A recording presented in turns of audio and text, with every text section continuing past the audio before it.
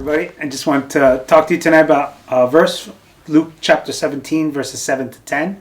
So I'm going to start reading from verse 7. And which of you, having a servant plowing or tending sheep, will say to him when he has come in from the field, "Come at once and sit down to eat"?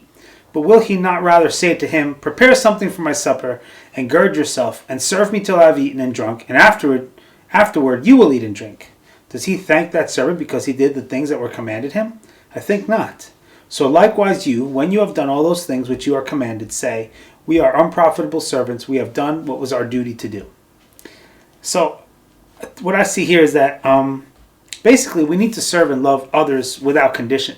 We shouldn't be serving people because you're going to get something out of it, some kind of accolade or an award or even a pat on the back or a thumbs up or anything like that. We should serve people and love people with no strings attached, no conditions.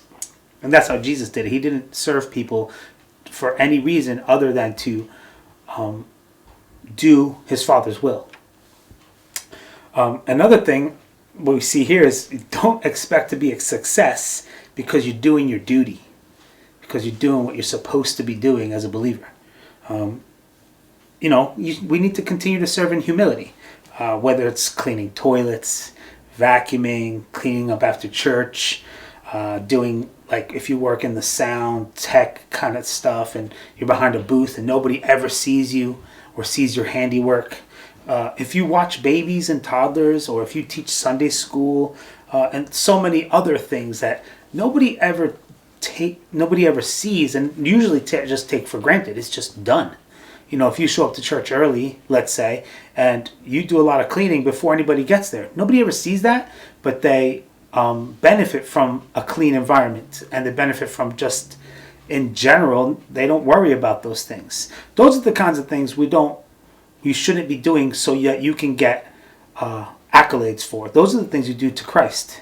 Those are the things you do to the best of your ability to serve for Jesus Christ.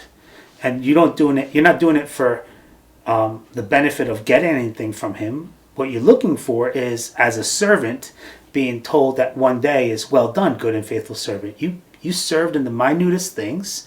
And just like Jesus says, "He who is faithful with a little, that he will be faithful with much." If we can be faithful in the small things in life, not looking for awards, like I said earlier, pats on the back and all those kinds of things that we generally look for, if we do those things not looking for that, if we do those things to serve Jesus, in the end, we're actually just storing up treasures in heaven. So, and also, I have found over many years, is a lot of times when the Lord is working in our hearts is when we're serving others. He's working those things out of us. You're not going to get any praise for this, so what are you going to do? Or you worked really hard on this and not a single person noticed. Well, how are you going to handle that? So those are the kinds of things that we need to think about. Serving people without condition, for the sake of Jesus Christ, serving in humility, doesn't matter what you're doing, and allowing the Lord to work through your service, not just in yourself, but in other people. It can be a good example to people, but it also can bring conviction to people when they're not doing like their duty, like this servant here. Is he going to get a praise because he's doing what he's supposed to do? No. Don't expect any praise. Just do it so that you can store up treasure in heaven, and do it so that you can glorify Christ with your life. Okay, that's all for tonight. Have a good night. We'll see you next time. God bless.